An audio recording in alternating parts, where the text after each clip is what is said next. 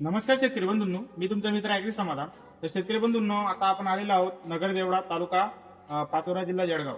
तर या गावातील आपले देवीदास काका यांच्या शेतात आपण देवी ॲग्री सायन्स कंपनीच्या यांनी स्वतःहून पोटॅश घेऊन गड फवारणी केलेली होती. तर शेतकरी बंधूंनो, पोटॅश फवारणी केल्यानंतर त्यांना गडाला काय काय फरक दिसला तर आपण त्यांना त्याच्या मनोगतून ऐकून घेऊया. तर काका नमस्कार. नमस्कार. काय काय वाटतंय तुम्हाला गड फवारणी केल्यानंतर पोटॅश?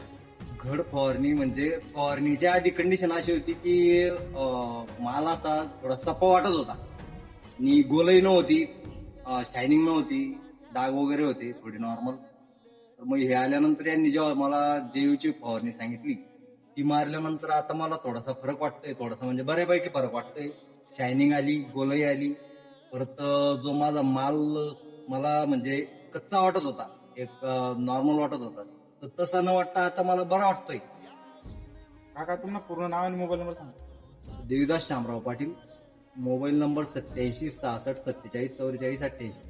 तर शेतकरी बंधूंनो, आपण जेव्हा त्यांना फोर्स केला किंवा तुम्ही जैविक पोटॅश आपल्या गड फवारणीवर फवारणी करावं, तर दादा त्यांना आपण सुद्धा सांगितलं होतं का नाही रिझल्ट आले तुम्हाला पैसे परत देईल.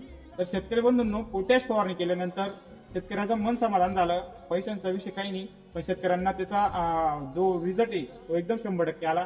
जर शेतकऱ्याला गडावरती जर फरक चांगला आला म्हणजे गोलाई साईज आणि त्याच्यावर वाढ झाली तर व्यापारीकडून त्यांना देखील 2 पैसे त्यांना चांगले भेटतील, म्हणजे त्यांचे समाधान होतील. आज आपला हेतू होता, जर आपली गड फवारणी करायची असेल तर 100% आपण जैविक पोटॅश अवश्य फवारणी करा.